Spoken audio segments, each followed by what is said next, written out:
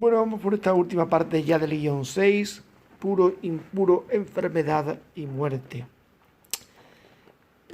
La cultura y la religión judía llegaron a dividir el mundo en puro e impuro, en santo y profano, sujeta a bendición o sujeta a maldición. Lo impuro era la forma más elemental en la que Israel percibía lo desagradable a los ojos de Dios. La diferencia entre puro e impuro se diferencia aquello que es grato o no grato a Dios. Impuro entronca con sucio, turbio, híbrido, falso, anormal y sobre todo desordenado. De manera que lo que es impuro conduciría al debilitamiento de la vida, a la muerte, al absurdo. Lo impuro muchas veces está del lado de la naturaleza mal controlada, de la animalidad. En cambio, puro, falta aquí puro. En el guión lo ponéis. Puro se entronca con limpio, claro, sin mezcla, verdadero, completo, en orden. Lo que es puro favorece la vida, el regocijo, la racionalidad, el dominio de la naturaleza, etc. Por tanto, aquí la función de orden, que la veremos dentro de un momentito, juega un papel primordial. El capítulo primero del Génesis, recordad que yo os decía que era muy importante los animales según sus especies, todas las cosas, las plantas según sus especies, todo guardando un perfecto orden de separación para evitar el caos. Esa idea de orden frente al caos late en todos los conceptos de pureza e impureza en Israel, de manera que la línea divisoria entre lo puro y lo impuro era un frente de batalla que atravesaba la vida cotidiana del israelita. La impureza que acosaba al hombre en todos los sectores, pero fundamentalmente en el de la sexualidad, pero eran todos. Las vasijas, los utensilios que utilizaban, pues tenían que tener cuidado de no tocar, de no tener contacto con un elemento que lo hiciera impuro. Por ejemplo, un cadáver. Me diría, hombre, no se va a caer un muerto en la vasija, no hace falta que se caiga un muerto. Con un insecto, una cucaracha, un bicho, cualquier pequeño, lo hacía impuro. Y fijaos lo que era la antigüedad, estos animalitos andando por todos sitios. Pues claro, la pureza e impureza llevaba a una serie de rituales de purificar vasijas, en todo tipo de utensilios domésticos, ¿no? En el ámbito de la sexualidad, pues acechaba especialmente al individuo, porque realmente los flujos que transmitían la vida podían provocar impureza. Igual que la sangre era otro de los grandes sectores que provocaban impureza. La menstruación se consideraba un factor de impureza. ¿Por qué? Porque la mujer cuando menstruaba quedaba impura debido a dos razones. Primero, a que al perder sangre perdía vida.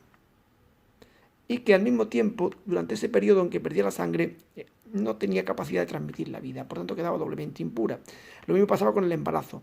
Cuando nacía un niño quedaba una semana impura, cuando una niña 2 semanas impura, pero además tenía que guardar una cuarentena que era de 40 días y de 80 en caso de la niña. Y bueno, ¿y por qué guardaba el doble tiempo de impureza por la niña que por el niño? Porque la niña era mujer y como mujer era sujeta en el futuro a la menstruación, por tanto sujeta a estar impura una vez al mes en su vida. Y eso es lo que hacía que ellos lo vieran así. Y cuando la mujer menstruaba, ellos decían, pierde vida y además no la transmite.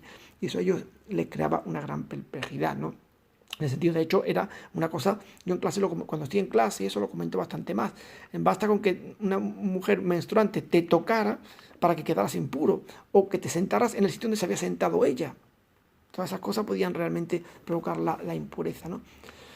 Bien, también las enfermedades graves estaban sujetas a estas valoraciones sagradas, fundamentalmente la lepra, que ya dije que no tiene nada que ver con la enfermedad de Hansen, sino que es cualquier enfermedad de la piel, cualquier psoriasis, cualquier escamación, porque le daban al individuo la capacidad de algo anormal, más semejante a la piel de un muerto que la de un vivo, por tanto había que excluirlo. Incluso la ropa, los vestidos, las paredes de las casas, ese salitre que sale, ese moho que sale la ropa, también eran susceptibles de considerarse como lepra, ¿no?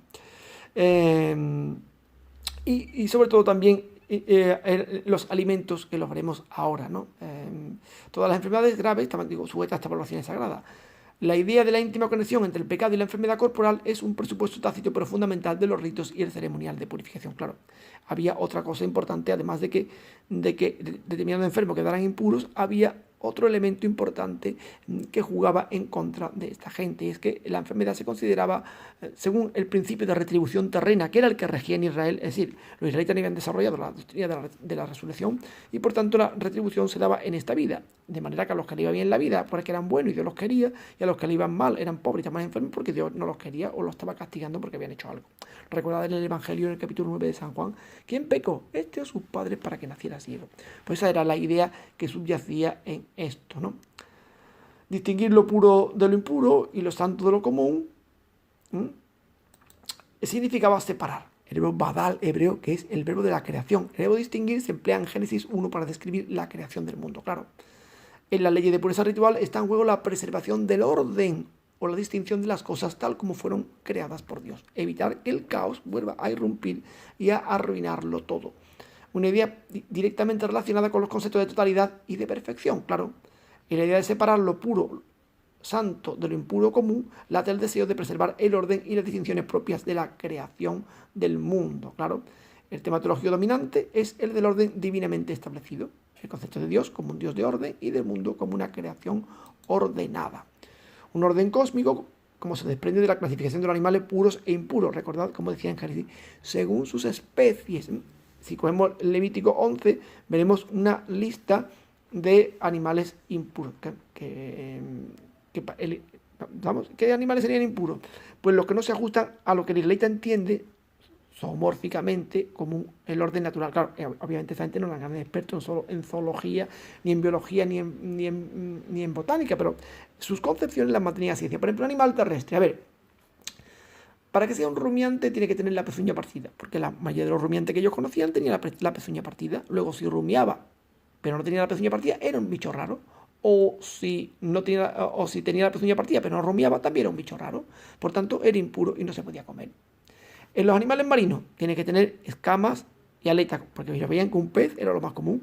Cuando no la tiene, pues una anguila es un bicho raro, o el marisco, los langostinos, las gambas, esa gente tenían que dejárnoslo para nosotros porque esa gente no querían, esos eran animales impuros, ¿estamos? Por tanto, fijaos en esta idea cósmica, ¿no? Que no se restringe a Israel. Los israelitas dividen el mundo así en puro e impuro, no solo para ellos, sino ellos como consideran también a todos los demás, ¿no? Más aún, la idea de orden es central en los escritos sacerdotales. En la composición de Génesis 1 destacan precisamente estas ideas: separación, clasificación y orden. Todo lo que vulnera esto es peligroso. Cada criatura debe ser acorde con su especie, como acabo de decir. Claro, si no está acorde con su especie, ¿por qué no la percibe así? Si un bicho que vive en el agua no tiene aletas y escamas, ya la cosa se pone fea, ¿no? Bien, hay un artículo muy interesante de Mary Douglas, se llama Pureza y Peligro, tiene ya unos añitos. No lo he mandado porque tiene 150 páginas y no quiero que os asustéis, pero bueno. Detrás de la santidad e impureza propia de los escritos sacerdotales se esconde una filosofía del universo presentada en forma arcaica. El orden cultural y el sistema social no son más que un reflejo del orden cosmológico. Es el culto y el sistema social, los estamentos, las distinciones y las maneras culturales reflejan la mentalidad que se tiene del cosmos para Israel y de cómo Dios ha ordenado y creado todo. Bien, ¿qué pasa con la muerte en este sistema? ¿Qué valor cultural hay que darle a la muerte? Bueno, pues el muerto representa el sumo grado de impureza, tanto de personas como de animales. La impureza derivada de un muerto contamina no solo a las personas, sino también a las cosas vecinas. Lo que toca un muerto, una vasija, un utensilio doméstico, lo que sea, queda impuro. E incluso pueden transmitirla a otros con su contacto. Es decir, tocar una cosa que ha tocado un muerto puede dejar impuro. La impureza de la muerte amenaza en particular a quienes poseen una santidad más elevada, los sacerdotes y los nazireos. El sacerdote no puede contaminarse más que por su padre o por su madre, el único muerto cercano. Y el nazireo prácticamente ni eso. ¿Sí? No pueden tocar un muerto porque, como no sea muy próximo a su familia, a su padre o su madre, porque es que si no quedan impuros para ejercer su función próxima a Dios de consagración. Esta impureza no se puede eliminar con las abluciones normales. Requería una especie de ritual de purificación que se hacía cogiendo una vaca roja, sacrificándola, quemándola y mezclando sus cenizas con agua. Eran las ilustraciones de la vaca roja que tenía números 19, 1 y siguiente. El origen teológico de esta impureza que provoca la muerte tan fuerte, que es la impureza más fuerte, es el deseo de Yahvé de recibir un culto exclusivo que lo hacía incompatible con el culto a los muertos. De ahí es donde arranca la cosa. Los pueblos vecinos rendían culto a sus antepasados, a los difuntos. Pero claro, si yo rindo culto a los antepasados, lo estoy haciendo entrar en competencia con Yahvé. Cuando el monoteísmo rígido se instala en Israel, pasando primero desde un enoteísmo hasta un monoteísmo rígido, pues ¿qué es lo que ocurre? Que se estigmatiza el culto a los muertos. Al estigmatizar el culto a los muertos hay que desmitificar y desacralizar esta realidad de la muerte. De manera que el muerto queda reducido prácticamente a la nada, a los humos. No creen en la aniquilación total del difunto, eso no está en su mentalidad, pero creen que está en un lugar espectral, en el Sheol, son una especie de seres fantasmagóricos, como son los Refaín. Ahí tenemos, por ejemplo, si llegamos a estudiar el libro de Samuel, veremos cómo Samuel, después de muerto, es invocado y asciende como un espectro del sol. Tiene una visión, un modo de vida fantasmagórico que no es una vida auténtica. El pelo muerto que aparece, eso, desacralizado y anonadado. Pero sobre todo lo importante es que están privados del acceso a Yahvé.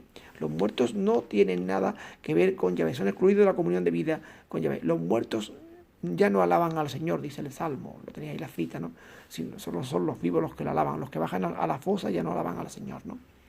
Por eso, esto generó un gran drama y una gran amargura del israelita ante la muerte, porque la muerte suponía no solo su fin físico, sino su separación definitiva de Dios. Y esto pues genera una angustia que no será solventada hasta que no aparezca en época de los macabeos la doctrina de la resurrección de los muertos. Bueno, pues ahí tenéis ya explicado ya el guión sexto.